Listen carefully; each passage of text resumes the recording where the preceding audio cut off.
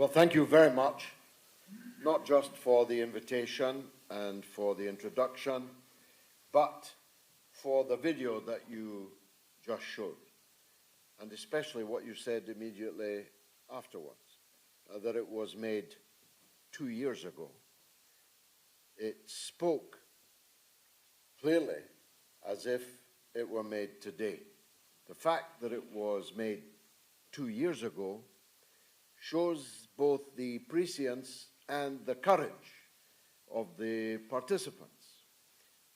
Because 2 years ago, never mind 2 years ago, 6 months ago, these would have been described as Putin talking points.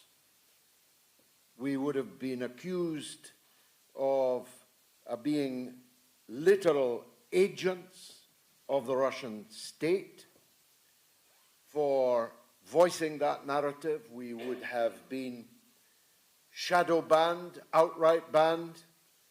If we'd booked this room, it would have been cancelled. If we'd held this conference, there would have been a protest outside.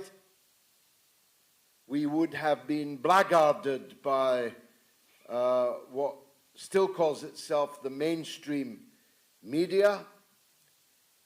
Everything that was said there turned out to be true, and moreover is now the prevailing orthodoxy. There are exceptions, the berserk British being the outlier, but there are other exceptions. And the key point I wish to start with is that everything I'm about to say is explicitly and implicitly endorsed by the government of the United States of America. This is something very difficult to swallow for the berserk, because they preferred it as it would have been 6 months ago, 2 years ago, where what was said on that video and what I'm going to say today could be easily marginalized, traduced, and slandered. But that's not possible now. Anyone who tries it, today or otherwise, will clearly be seen as a part of the brigade of the berserk, like these last-ditch Japanese officers that used to pop up from foxholes on Japanese islands, formerly Japanese-held islands, long after the end of the Second World War, still proclaiming their loyalty to the Emperor Hirohito and their determination to fight on until victory. Such people exist, but they are few in number, and their audience vanishingly small. And one day, even they will have to pipe down and move on to something else, somewhere else. Maybe China. Perhaps they already have. The proximate cause of the war in Ukraine, I say war in Ukraine, I don't say the Russian-Ukraine war, because it is now all but universally acknowledged that the war in Ukraine is a proxy war. Even the loathsome Boris Johnson, who popped up on that video, admitted on television it was a proxy war, but bemoaned the fact that we're not giving enough help to our proxy. His words, not mine. The United States government, all of it, the presidential envoy, Mr. Witkoff, is meeting President Putin today. Today. Who'd have thunk it? They'd have been calling for the arrest of an American, meeting President Putin just a few months ago. All of it, from the president, the vice president, the Secretary of State, the Secretary of Defense, the General Kellogg, Witkoff, all of them now openly acknowledge that this has been a proxy war. Now, a proxy war is the lowest kind of war. It's a war in which you are ready to fight to the last drop of somebody else's blood. Indeed, you boast of it, as Lindsey Graham used to do, but does no longer. We haven't had to sacrifice a single American life in order to do this much damage to the Russian Federation. You used to boast about it, as if it were something to be proud of, that you're ready to sacrifice other people's sons, brothers, husbands, without having to risk your own. It is universally acknowledged that the proxy war is lost. As the doyen of alternative media, Tucker Carlson, the most viewed broadcaster in the world, a conservative Republican, said on television just 3 nights ago, Americans are very slow to realize that they have just lost a conventional war with Russia. That makes quite a long list of wars lost by the Americans in the last period. I shall spare the feelings of my American friends and others who are here by adumbrating them, but it's one long list of lost wars. You might think that even the thickest skulls would have absorbed the fact by now that the endless wars that former Pentagon advisor, another conservative Republican, Mike McLough, referred to in the video. But no, as I say, there are still some last-ditchers, though they are mainly to be found nowadays here in Britain. It is all but universally acknowledged that Russia is stronger today than it was before the war was launched. I'll come to when it was launched and why it was launched in a minute. But it's important to nail down these all but universally acknowledged facts. So if the purpose was, as Lindsey Graham used to boast, to use other people's sons to weaken Russia, that's another spectacular failure. Russia is now immeasurably stronger militarily in terms of its military-industrial complex. I see President Trump said yesterday they're thinking to buy battleships made by other countries. Even the British don't buy battleships made by other countries. Better check them carefully on receipt. The military-industrial complex of Russia compared to the military-industrial complex of NATO is a contrast now very vividly to be seen. It is now all but universally acknowledged that what I said on the first day of the sanctions was that the sanctions would turn into an enormous boomerang is also undeniably true. The Russian economy, compared to the economies of the countries doing the sanctioning, particularly in the European theater, is plain clear for all to see. Moreover,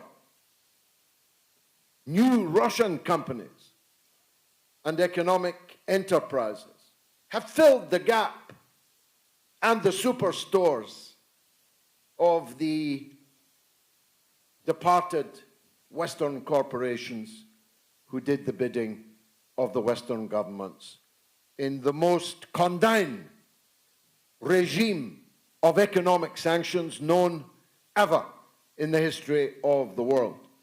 Thousands, tens of thousands, scores of thousands of sanctions have been imposed by the West on Russia. Yet Russia's economy is growing, whilst the economies, I was going to say with the exception of the United States, but who knows if the United States recession has yet begun. The British recession certainly began some time ago. It is all but universally acknowledged that Russia and China have been pushed so closely together that to differentiate one from the other is increasingly difficult. Economically, politically, strategically, militarily. Now, another conservative Republican, two of them, President Richard Nixon, somewhat maligned when one looks back on it, and his Secretary of State and overall foreign policy guru, Henry Kissinger, built their entire geopolitical strategy on keeping Russia and China as far apart from each other as was possible. They discerned that the true interest of the United States was a divided Russian-Chinese hinterland. But the globalists in charge of our society, economy, polity, more or less throughout the Western world, with one or two rare exceptions, have succeeded in reversing what was a sane and rational American policy of keeping Russia and China as separate from each other as possible. So the universal truths that are now more or less acknowledged, except by the berserk, are chalking up here. I forget how many I've listed already, but I promise you I could go on listing them. But it's time perhaps to turn to what I was asked to speak about, which is the origin of the conflict. Well, the proximate reason for the conflict was there on your video. You don't need me to labor the point. The US, EU, although fuck the EU, said Victoria Nuland, they were bit part players, though they now see themselves as the last hope. Fuck the EU, said Victoria Nuland in a recorded telephone call at the time. The US, EU, violent, illegal, anti-democratic overthrow of the elected government of Ukraine is the proximate reason for the conflict. Again, who can deny that? It's there on tape. Victoria Nuland picked the government, name by name. She couldn't pronounce them all perfectly, and she made some mistakes.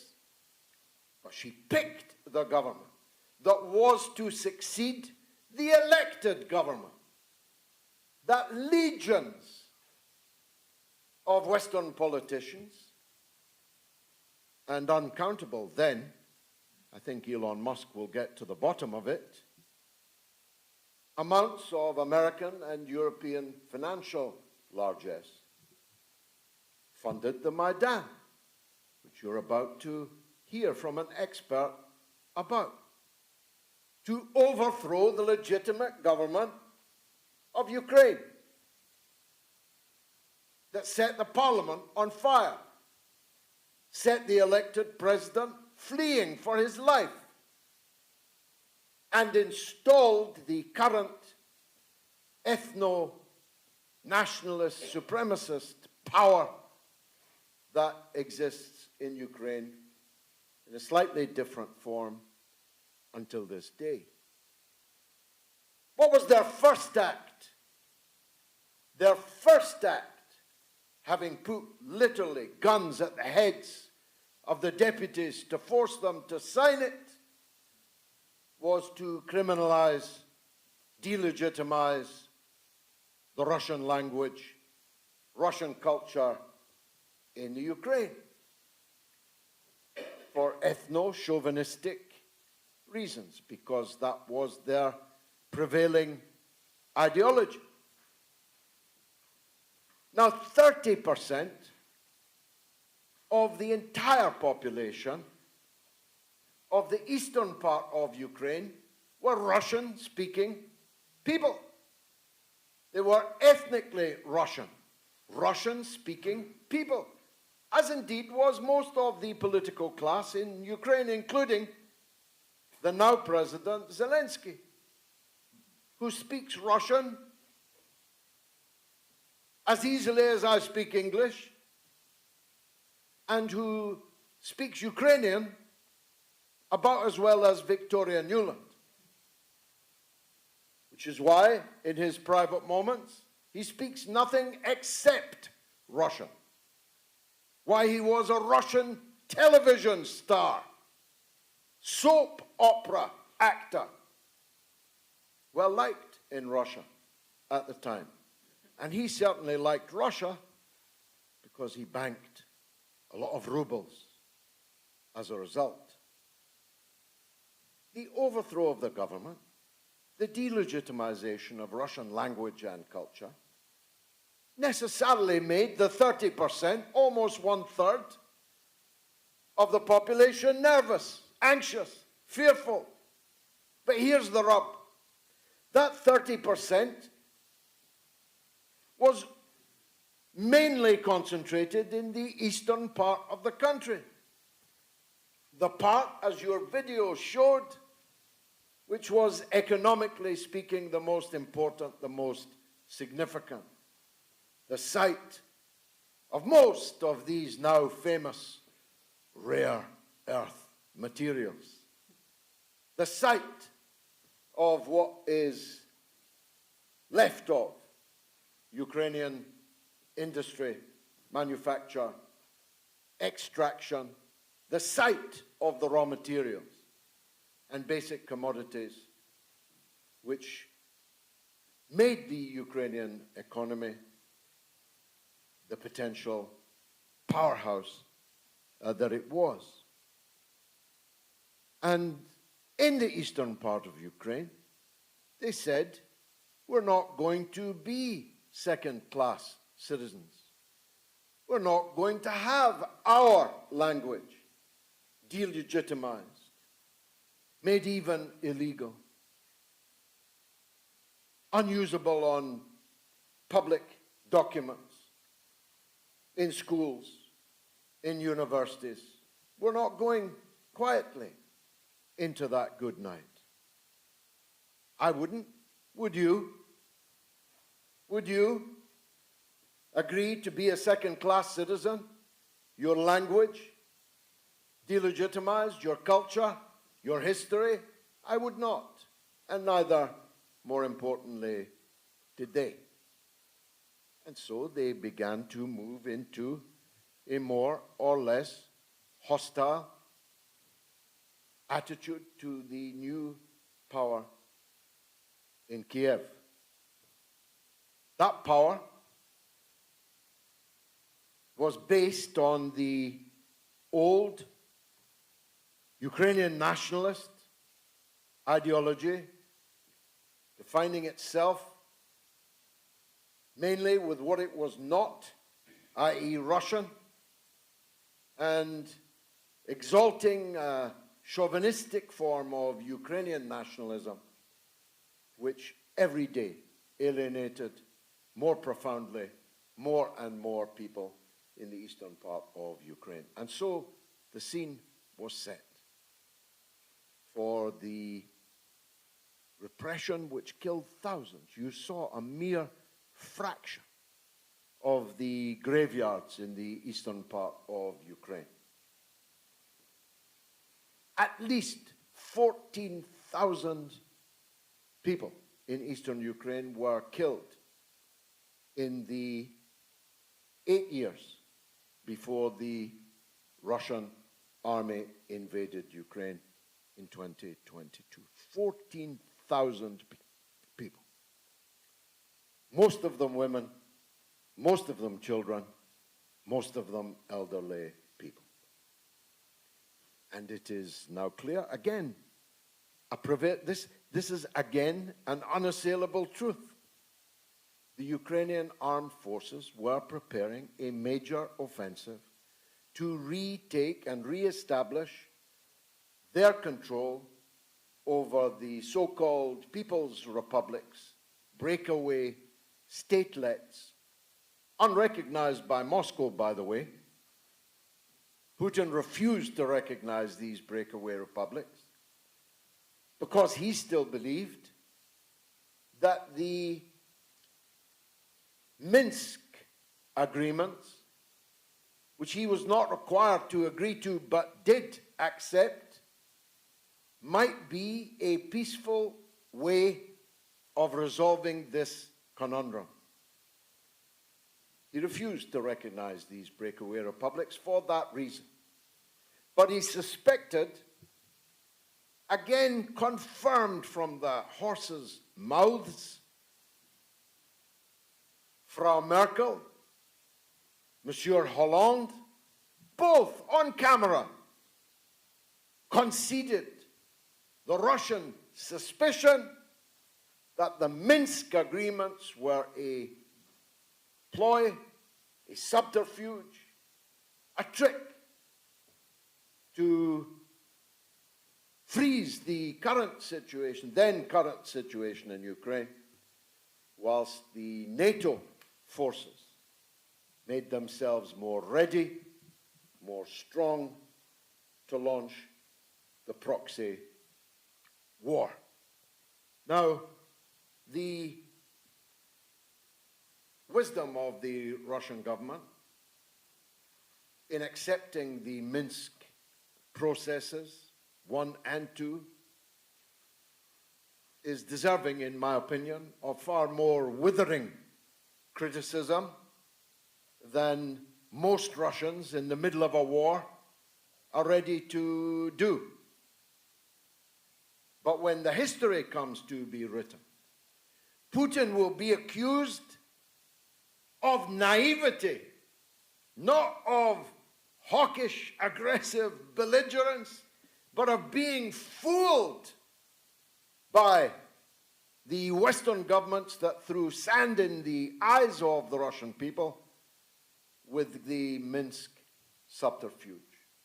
Ditto, by the way, with the Istanbul Peace Initiative, which was no more than Minsk III.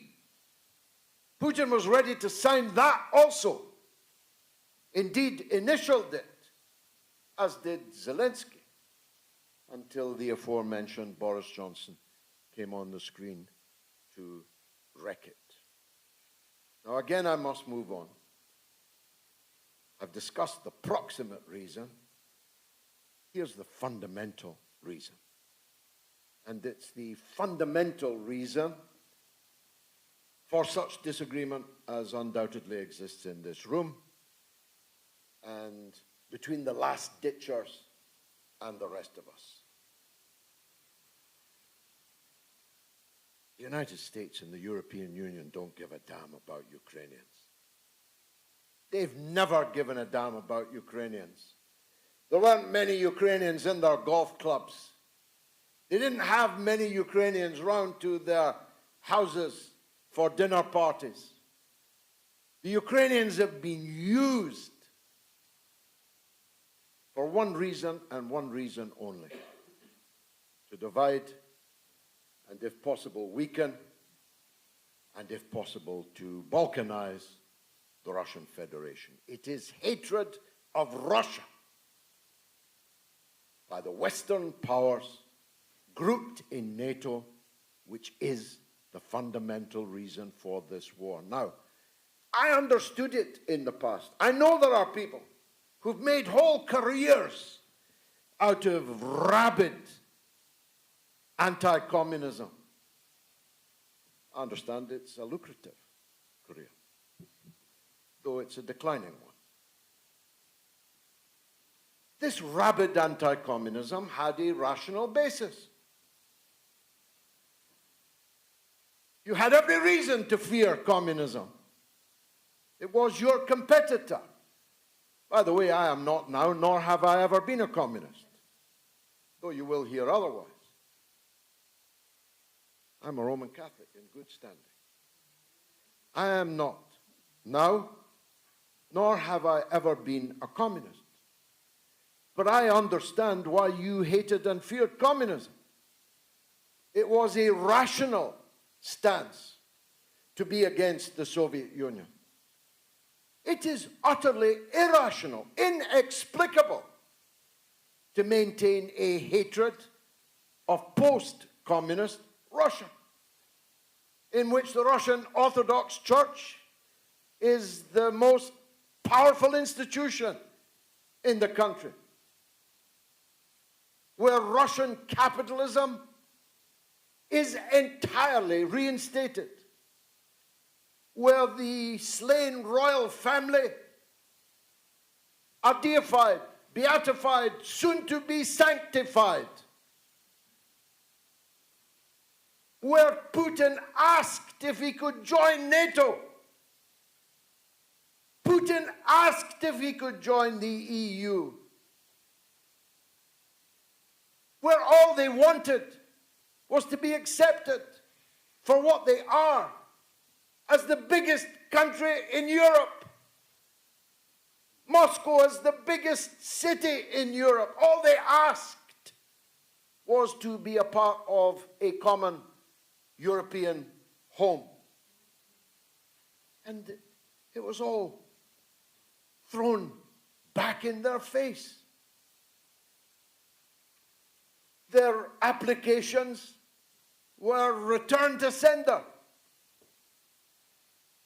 The plea in Munich, now almost 20 years ago, for a common European security architecture which protected all and threatened none, they were all thrown back in their face. That's irrational. If you people had had any sense, you would have accepted Putin's extended hand. And if you had, Russia would not now be with China. Russia would not now be the most powerful military in the world. Russia would not now be so alienated from you that you try opening a McDonald's in Russia and see how well you do. What are you, idiots? I mean, I know you're bastards, but are you also idiots? Why did you not accept, with the collapse of the Soviet Union, a new future with Russia? You should have, and it's too late for you to do now.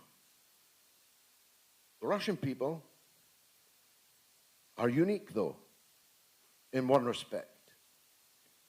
And it's a uniqueness that is increasingly attractive to more and more people in our own countries, including in the United States.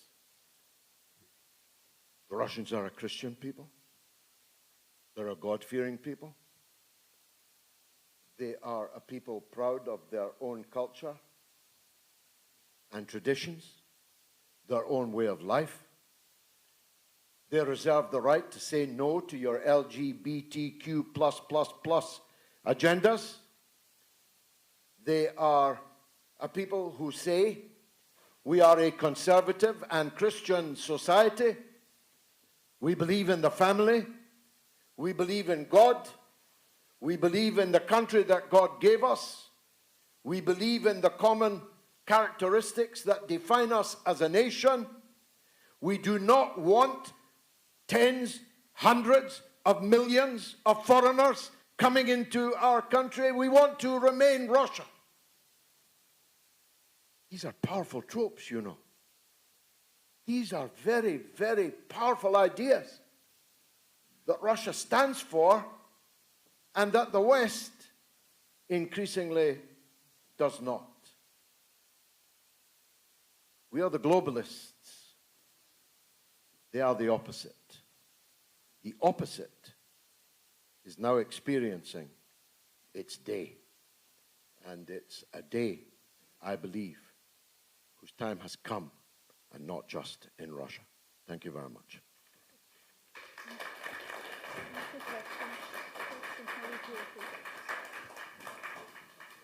Are there any questions? Anybody would like any questions, please? It's been very mysterious to me, observing from the United States. Why has the British establishment taken the course that it has? It seems very mysterious. It doesn't seem to be serving British, or that is to say, the interest of the British people. Do you have any theory? Well, I do, and the first thing that has to be... Sorry, did I sit down prematurely?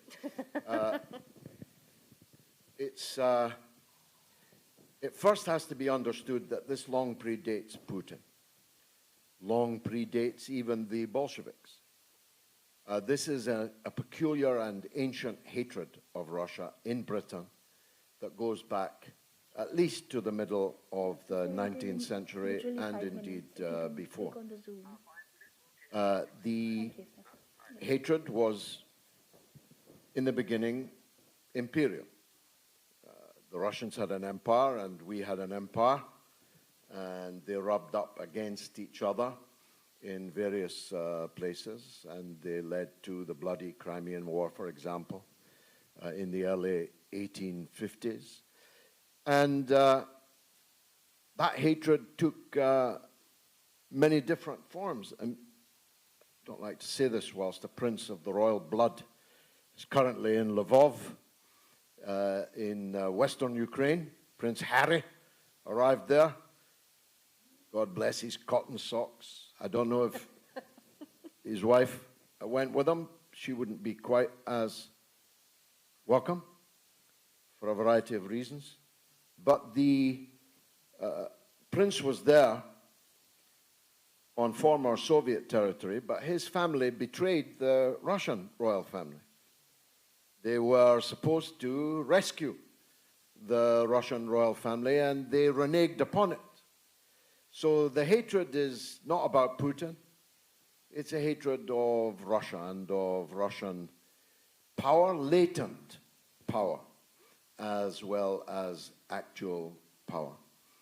But again, you're right to say, it appears to have no rational basis. If I'm any kind of ist, I am a rationalist.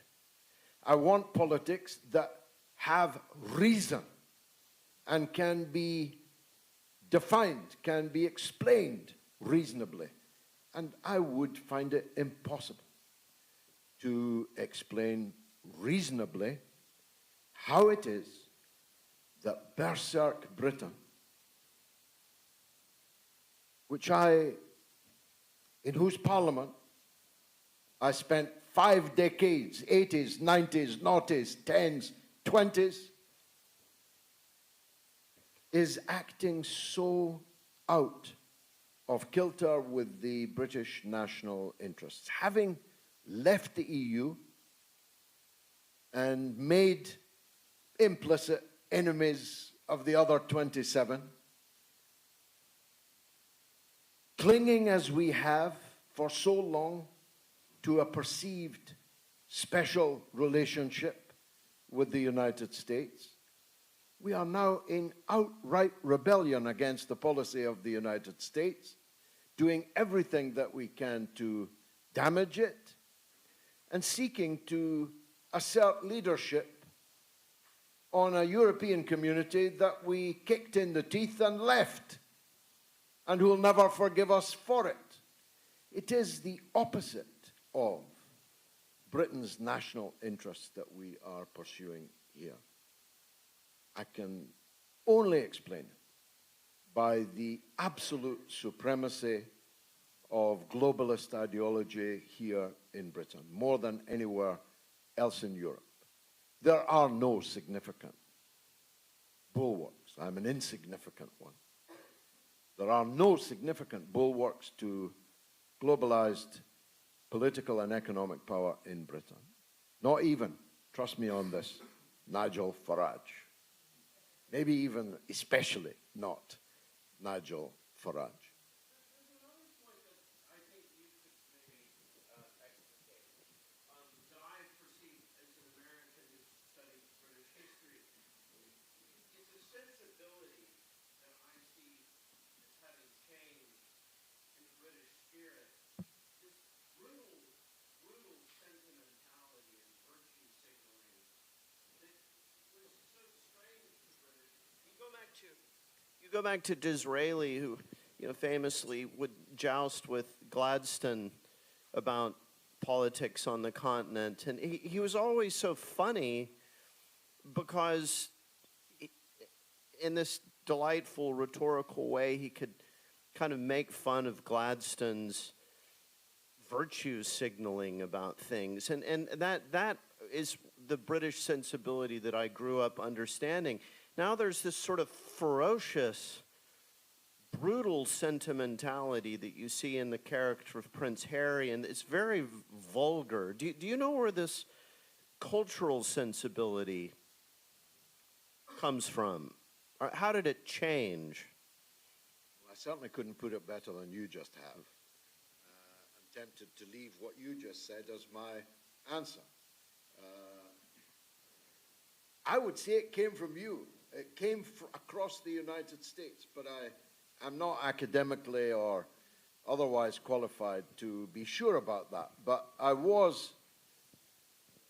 have been all of my life in the Labour movement in Britain. Small L, Labour movement, not capital. And I was, in my youth, the age of my sons who are here, as an activist in the Labour movement, I was conscious of the Disraeli Britain that you talked about, which spanned the political spectrum. The were conservative, and the conservatives were conservative. We were all conservative. We were all, if we'd been forced to define it, capital B, British. We had a view of the world. We had a way of looking at the world. And then in the 1970s, I called it the, with all apologies to the Red Hot Chili Peppers, I called it the Californication of the British Labour movement, where instead of sitting like this, listening to one person like me, we all sat in a circle. And the views of the least of us were to be treated as important as the views of the most of us.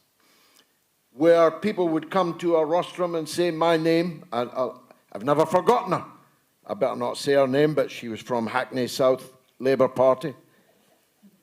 She came to the Labour conference, to the rostrum, and she announced her name and her Hackney South Labour Party and added, and I'm a lesbian. And everybody clapped. Everybody clapped.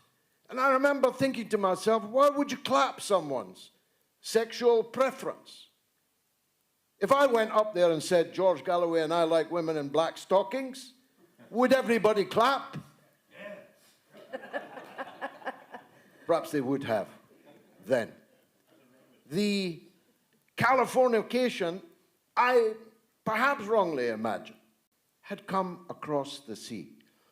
But now you are leaving that behind, or at least a substantial proportion of you are, the majority are, as expressed in the victory of Trump. There are still pussy hats on parade, but they are no longer the prevailing power in the US that they were. But now here they are hegemonic. I don't think this is a digression, but you'll stop me if it is. If you look at the Transmania in Britain, which is now completely hegemonic, so that I could in fact be arrested by the police and charged with what I'm saying and what I'm about to say, the idea that a man can declare himself to be a woman and that the rest of us must accept it, and that all public policy must be bent towards it, and that all public institutions must acknowledge it and honor it, that's now hegemonic here. What I just said to you is essentially illegal. So, is it connected to that? Seems to me, yes. After all, if you are a virtue-signaling liberal maniac, why would you not be in foreign policy as you are in domestic?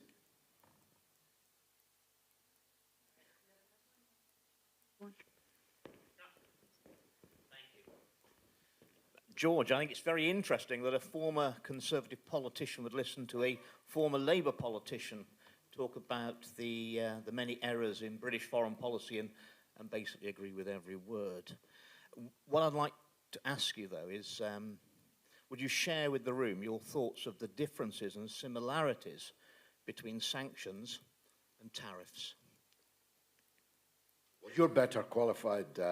That's a trick question. You're better qualified than me, Andrew, on that. But first of all, let me acknowledge our long years together in the House of Commons, on which we always agreed on much more than we cared to admit, and now are forced to acknowledge and admit by the changed circumstances in the world. I looked at the markets this morning. I looked at the dollar this morning. I looked at the grotesque insider trading being boasted about by the President in the Oval Office yesterday. He pointed to people and said he made $900 million yesterday.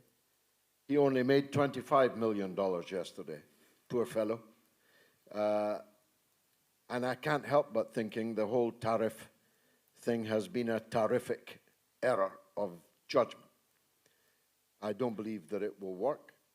I'm certain that it will have to be reversed.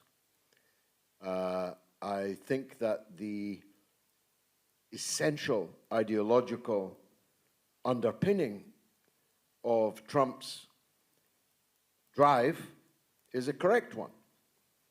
I'm not prepared to accept the deindustrialization and offshoring of Britain. Why should he be prepared to accept it in the United States? I once clashed, although it was said that we were eventually bosom buddies, with Steve Bannon in Kazakhstan, of all places, at a conference, when he was talking about how China had stolen America's lunch. And I had to point out to him, it wasn't China that stole America's lunch, it was the American capitalists who stole America's lunch. It was they who offshored for their own selfish purposes, caring nothing for how that left their own country an industrial desert. So insofar as Trump wishes to re-industrialize the United States, to bring production home, to force companies to reverse offshoring, onshoring, I think that is an admirable, patriotic American ambition. It's the opposite of globalism, and I am myself the opposite of globalism. I note that our Prime Minister was celebrating the opening of a theme park on the grave of what was once a powerhouse of British engineering and manufacturing. I made the point, I'm not big on theme parks myself. I'd much rather we reopen the factory on which the theme park is going to be built. Reopen the coal mines that would power the steel industry, which has just disappeared. Turn back on the oil wells that liberal gesture politics has caused to be closed with the net zero fanaticism madness. So I'm not unsympathetic to what I think is, as far as I can discern it, sometimes difficult with the old fellow, to know exactly what it is that he's saying. But if that's what he's saying, make America great again, I'm all in favor of that. I want all of our countries to be great again, including the United States. My great-grandfather, grandmother rather, was the only woman in the 19th century who emigrated from America to Scotland. So I have American blood in my veins, and I wish them only the best. But I can't imagine that this spasm of tariff making is going to achieve that. Thank you, Mr. George. Is that me? Yeah.